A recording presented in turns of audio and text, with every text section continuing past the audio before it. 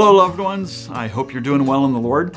I miss seeing you all and increasingly long for the time when we'll be reunited. Zoom's been a blessing, but it also has its limitations. I don't know about you, but I'm beginning to get burned out on it.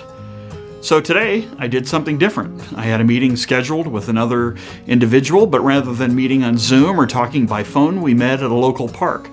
We sat at different picnic tables and kept our distance, but we were still able to make eye contact and hear each other perfectly.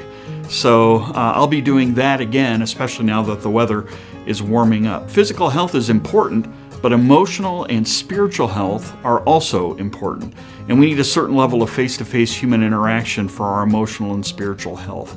So if you're beginning to feel some cracks, I would encourage you to get outside and creatively find some ways to interact with another person while still maintaining the recommended distance. Our task force on reopening the church has been meeting virtually. They are researching best practices and creating the initial draft of a plan for how and when the reopening will be phased. They are looking at government guidelines, but also seeking wisdom from health professionals in our church and even legal advice. This will be shared with the pastors and elders for modification and approval. Then it will be shared with the congregation. It is unlikely that Phase 1 would go into effect within the next 2 weeks. The second half of May or beginning of June are more likely. We'll keep you posted. One of the questions the pastors and elders have been pondering is, what does outreach look like during a pandemic? Our women's ministry and Village in Action team came up with a creative idea of handing out blessing bags.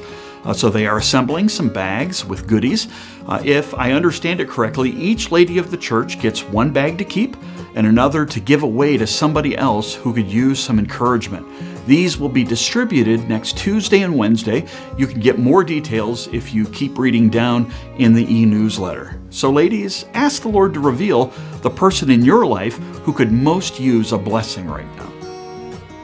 As I mentioned in the written update on Tuesday, our missionaries, David and Laurel Dalrymple, recently had a baby. James David Dalrymple was born on April 26th. If you're into stats, he weighed 8 pounds, 13 ounces, and was 20 inches long. Laura's parents, Dave and Sally Bungie, are down in Texas helping with James's 3-year-old brother, Thomas. We rejoice with the Dalrymple and Bungie families at this news.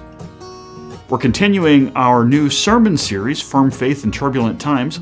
Last week we showed from Scripture how God is in control of the world. This week we're going to carry that thought one step further. If God is in control, then why do bad things happen? Perhaps you've been wondering that yourself, or you know someone who is. This message should equip you to have a good discussion about that.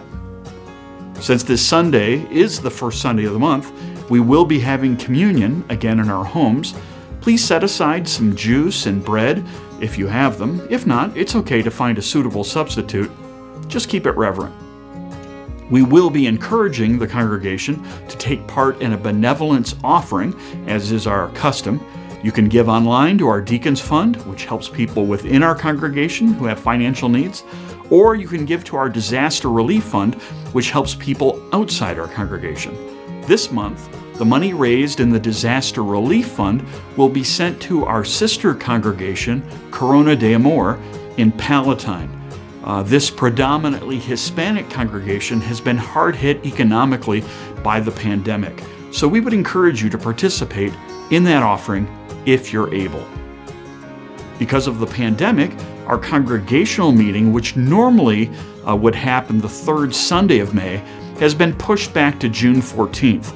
Hopefully, we will be able to meet in person by then. But if not, we're strategizing ways to conduct the meeting virtually. Not only is the congregational meeting required by our Constitution, we also have some practical matters to resolve.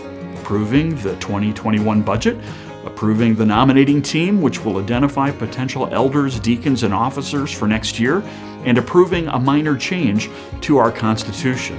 So pray that the Lord would give us wisdom for how best to handle this.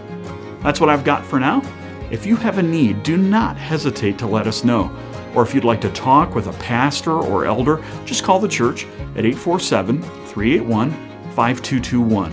May the Lord bless you richly as you continue to walk with Him.